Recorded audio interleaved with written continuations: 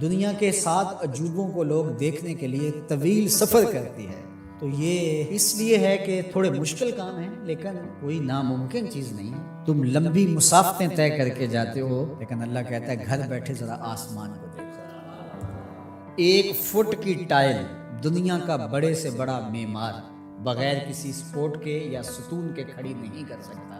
اتنا بڑا آسمان بغیر ستونوں کے اس نے کھڑا کیا ہوا ہے۔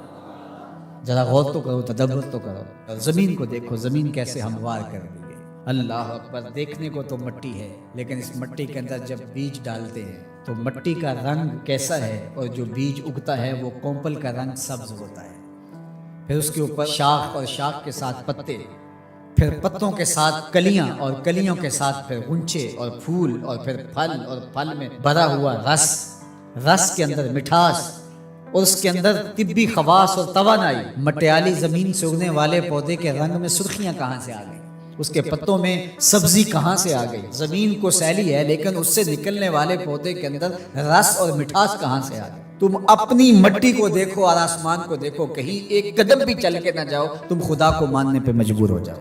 حضرت شیخ فرید الدین عطار کا ایک شعر مجھے یاد آیا، کیا خوبصورت بات کہی۔ سانے کستی سلاتی می کند، کیسا کاریگر ہے، مٹی سے بادشاہ بنا دیتا ہے۔ یہ جو زبان بول رہی ہے یہ مٹی سے بنی ہوئی ہے، یہ جو آنکھیں دیکھ رہی ہیں یہ مٹی سے بنی ہوئی ہے، یہ جو کان سن رہے ہیں یہ مٹی سے بنے ہوئے ہیں، یہ دماغ جو سوچ رہے ہیں اور جو صغرے کبرے ترتیب دے رہے ہیں، جو کہا گیا وہ بھی، جو میں کہنا چاہ رہا ہوں وہ بھی یہاں گھوم رہا ہے، یہ دماغ بھی مٹی کا بنا ہوا ہے۔ یہ سیاہ گھنے بال، یہ خوبصورت چہرہ، یہ رنگوں کی سجی ہوئی دنیا، یہ سب کچھ مٹی۔ یہ پھول مٹی سے نکلا، یہ انار مٹی سے نکلا۔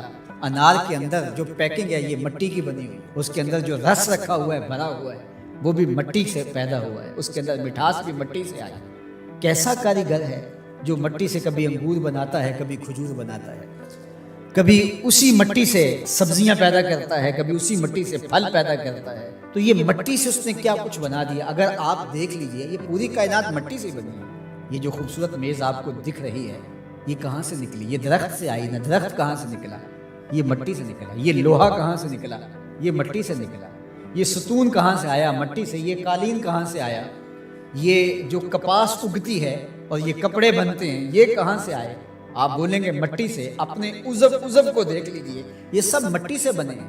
آپ نظر گھما کر کے دیکھ لیں، آپ کو جو بھی شے نظر آئے گی آپ کو مٹی سے نکلی، زمین سے نکلی ہوئی دکھائی دے گی۔ غور کر لیں، تدبر کر لیں۔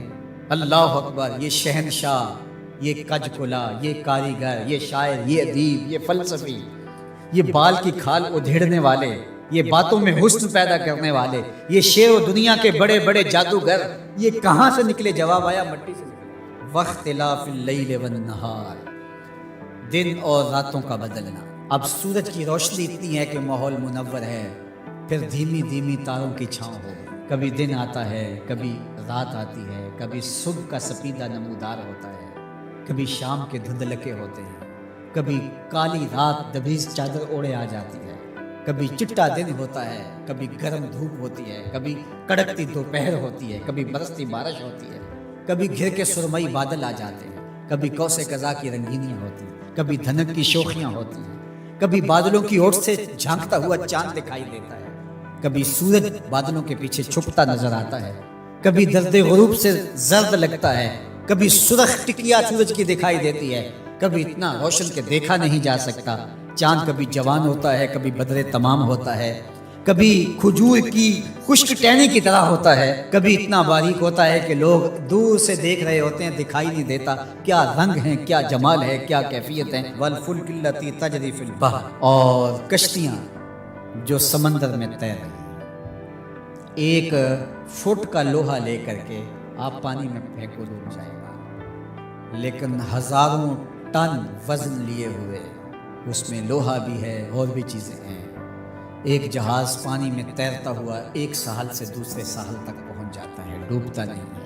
وما انزل اللہ من السماء من ماء، اور آسمان سے بارش برستی ہے، گھر کے بادل آتے ہیں، کبھی بوندا باندی ہوتی ہے، کبھی موسلادھار بارش ہوتی ہے، آسمان سے پانی اترتا ہے، کبھی برف کی شکل میں، کبھی شبنم کی صورت میں، کبھی بارش کی شکل میں، اور پھر کیا ہوتا ہے؟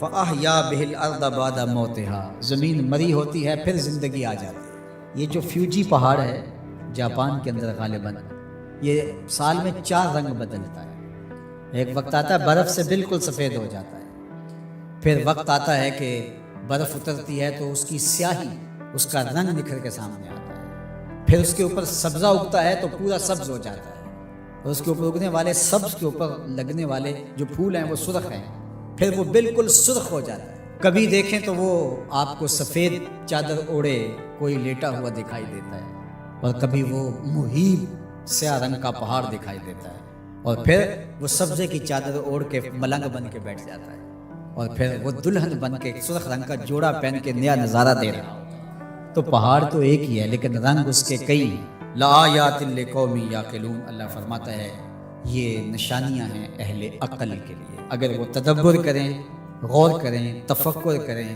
جب کوئل کی آواز آتی ہے تو اس کے لہجے کے اندر یہ درد کس نے رکھا ہے؟ جب بادل گھومتے ہیں اور پانی لے کر کے ٹنوں کے حساب سے گھوم رہے ہوتے ہیں تو یہ کس نے سہا رکھا ہے ان کو؟ یہ آسمان بغیر ستون کے کیسے کھڑے ہیں؟ یہ زمین سے سبزے کیسے اگتے ہیں؟ ہم آکسیجن اپنے لیے ان ہواؤں سے کیسے کشید کرتے ہیں؟ رحم مادر کے اندر نقش و ونگار کیسے بنتے ہیں؟ زندگی کی رمق کیسے آتی ہے؟ حیات جاویداں کا نور کیسے ملتا ہے؟ رنگوں کی کائنات کیسے آباد ہوتی ہے؟